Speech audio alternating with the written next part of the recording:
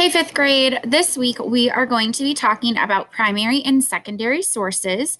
And we're going to really be focusing on just what they are and learning how to tell the difference between them. This is really important as you learn more and more research skills because primary sources can be really powerful sources to use when you are doing research on a topic.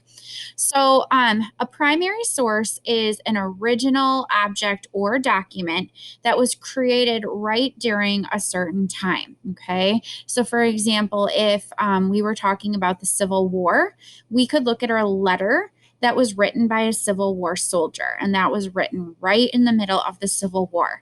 So, the things that that soldier might talk about, it would be like being able to really think and see that event right through that person's eyes who was living it. Okay. So, they can be really powerful. Um, it's always produced during the time period that you're investigating. So, if we were looking at 9/11 and we wanted to look at powerful sources, powerful primary sources, they would need to have a date somewhere right around September 11th, 2001. Okay, so the date can be really important when you're trying to determine if a source is a primary source. They allow us to get as close to an event as possible without actually being there. Okay, so it's kind of like whoever witnessed that event is explaining it to us in a way that we wouldn't be able to understand except seeing it through their eyes. Primary sources can include something like a diary or a journal. So, this right here is a picture of Anne Frank. You may have heard of her before, and she is a very well known girl who lived during the time of the Holocaust, and her family was forced to go into hiding. And while they were hiding in this apartment and they couldn't make any noise and they could never go outside, she wrote in a journal every single day. And so her journal has been published many times, and you can read it through different libraries today. You can read parts of it online. And when you read her journal, it's like you're really taken back to that time in history. Okay, so that would be a primary source. This is a girl named Sarah Morgan, and she kept a diary during the Civil War. So very similar. We would be able to kind of go inside her mind and think about what would it be like to live during that time. We'd be able to hear her explain different events. Next up is autobiographies. These are different than biographies, which we'll talk about later. An autobiography is when a person writes a book about themselves and kind of shares their life story. So we know that that person might talk about what their childhood was like. They might talk about what their schooling was like. They might talk about what it was like to be an adult and live through different events. So an autobiography is always when a person writes the story of their own life. Okay. So an autobiography is a primary source. This is Nelson Mandela. He wrote a book called Long Walk to Freedom, and it talked about some things that happened to him in his life as he tried to lead people towards equal rights. Okay. Next is speeches. So when we can listen to like famous speeches, such as Abraham Lincoln giving the Gettysburg Address, or Martin Luther King giving the speech called I Have a Dream, or any speech of a president, a speech would be considered a primary source. Even if we're just watching it on YouTube, as long as it hasn't been altered in any way, it's a primary source because we're hearing that person's words just as they were said in that time in history.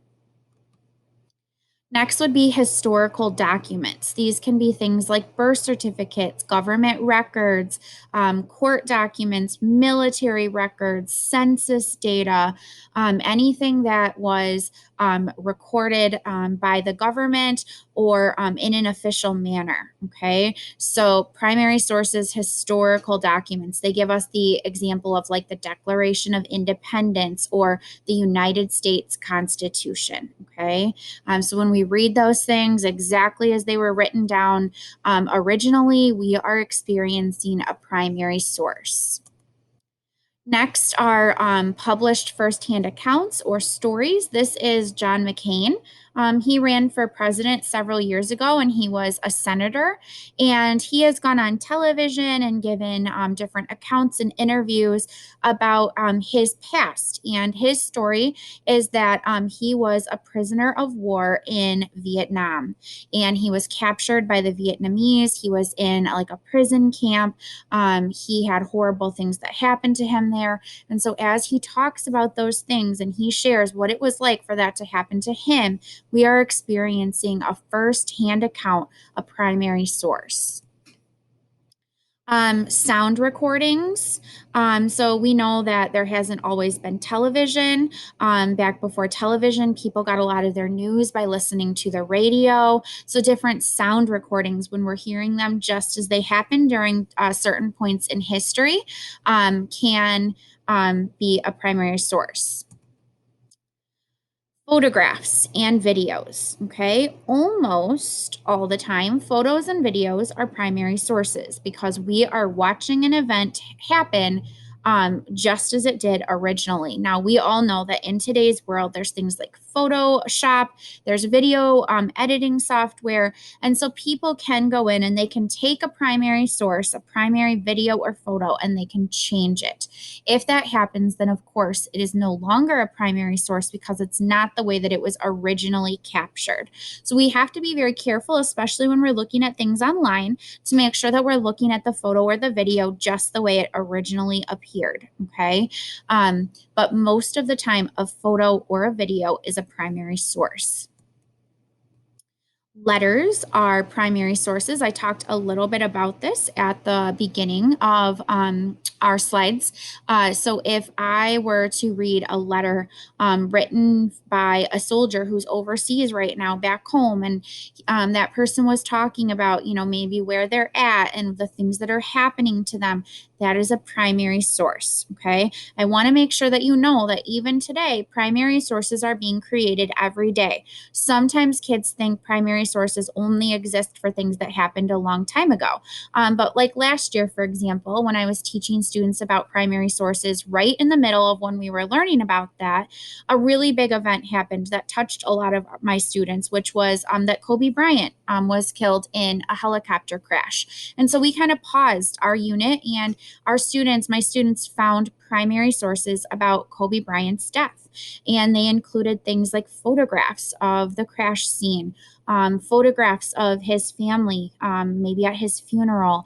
They included news clips that came out like the same day that the crash happened. The day after the crash, there were tons of newspaper articles. So primary sources are being created every day. We can find them for events that happened in the past, and we can find them for events that happened very recently as well. Now, how does a primary source differ from a secondary source? Because really what you have to be able to do is look at a source and figure out, is it primary or is it secondary? So the key thing to keep in mind is, was the source created right at the same time as the event happened? Was it created by eyewitnesses or someone who was able to talk to eyewitnesses right away, like in the event of a news story? So secondary sources. This one always confuses students because earlier we talked about an autobiography, when a person writes a book about their own life story. A biography is not a primary source. It's a secondary source because a biography is written by an author who just does research about a person. So if I was interested in the life of Dr. Martin Luther King, I could research, I could look at primary sources, I could listen to clips, I could listen to his speeches, and I could write a book about him. But I didn't actually meet him in person. I didn't experience any of the things that he went through. I wasn't even born when he was alive. So I cannot be a primary source. That's not a primary source. That would be a secondary source. It was created just by researching the event. Okay. Some other examples can be magazine or newspaper articles. Okay.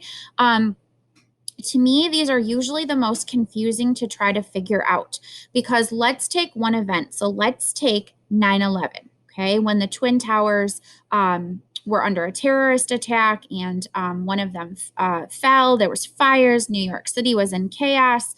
So if I were to pull up a newspaper article from November 12th, the day right after, it is a primary source. It was written by someone who may have experienced that, who talked to eyewitnesses. It was created right in that time. However, every year around 9/11, newspaper articles get written just helping us remember what happened. And if I were to read a newspaper article that was written in the year 2000 and it was just reminding me of what happened, talking about some of the stories that day, then it would not be a primary source. So, newspaper and magazine articles have to be evaluated very carefully. We have to think, was it created during that time? Okay. So examples, articles written on Barack Obama's inauguration in 2009.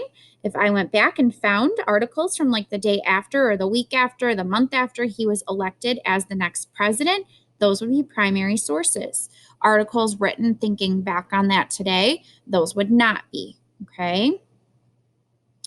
Um, so, a secondary source is a source that is written about a primary source, or it's written looking at different primary sources, but it's not a primary source itself. It's kind of written after the fact or at a later date. Okay.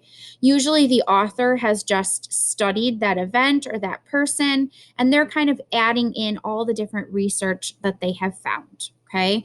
So I like to tell this story in class whenever I'm teaching about the difference between a primary source and a secondary source. So if you were to be driving behind me in a car and I got into like a little car accident and you saw it, okay?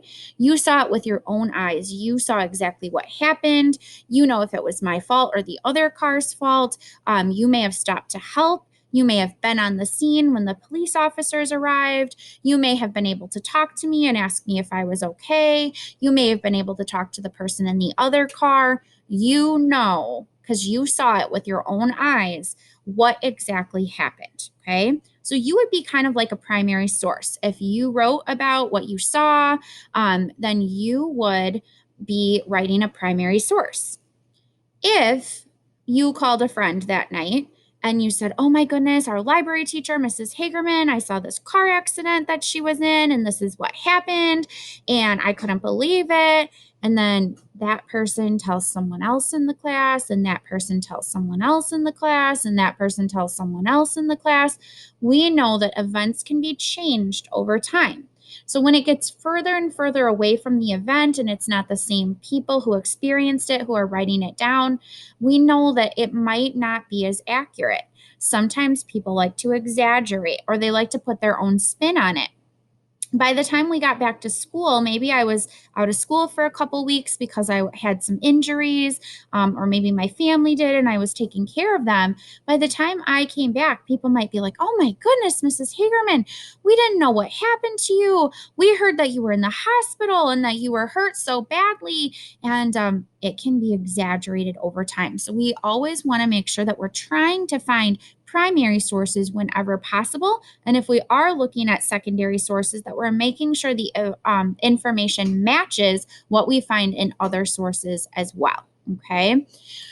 So, again, if I tell you something, I'm the primary source, especially if I saw it with my own eyes. But now that you didn't see it, when you repeat it, kind of like the telephone game, you are a secondary source. Okay. So we always want to look for being able to see an event right through someone's eyes who experienced it themselves. It's much more powerful and much more accurate. Now, some of these might be surprising, but almanacs, encyclopedias, history books like textbooks, these are secondary sources. They're written by authors who gathered information and wrote about topics long after usually they took place. Okay. So next week in our assignment, I'm going to be giving you like a source and you're going to be telling me, is it primary or is it secondary? Okay. So that is our goal. That's our learning target that we're going to be working on, is being able to look at something and know based on what you've learned, checking the date, looking at who wrote it, if it is primary or secondary. So thank you for watching today. I hope you have a great rest of your week.